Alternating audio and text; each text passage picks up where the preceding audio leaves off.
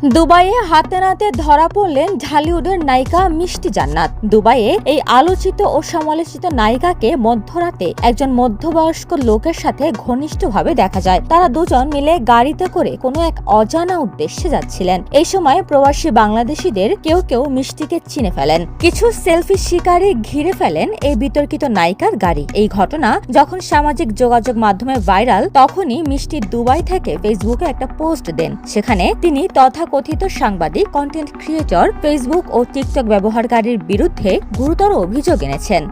মিষ্টি সবসময় talk of the টাউনে থাকতে চান। কদিন আগেই বলেছেন তিনি 30 লক্ষ টাকা দামেরও ড্রেস পরেন। তাছাড়া কোনো পোশাক একবার পরলে সেটা দ্বিতীয়বার গায়ে তোলেন না। তিনি এক ইন্টারভিউতে একবার বলেন, একজন প্রযোজক আমাকে একটি গাড়ি উপহার দিতে চেয়েছিলেন, মার্সিডিজ বেঞ্জ। সেটার মূল্য আনুমানিক 1,25,00,000 টাকা হবে। রাজকীয় জীবনযাপন করলেও এই নায়িকার ক্যারিয়ারের কাজের সংখ্যা এখনো 2 অঙ্ক ছোঁয়নি। তাই নেটিজেনদের জানার আগ্রহ, কোথা থেকে এই নায়িকা পান এত বিলাসবহুল জীবনযাপনের অর্থ।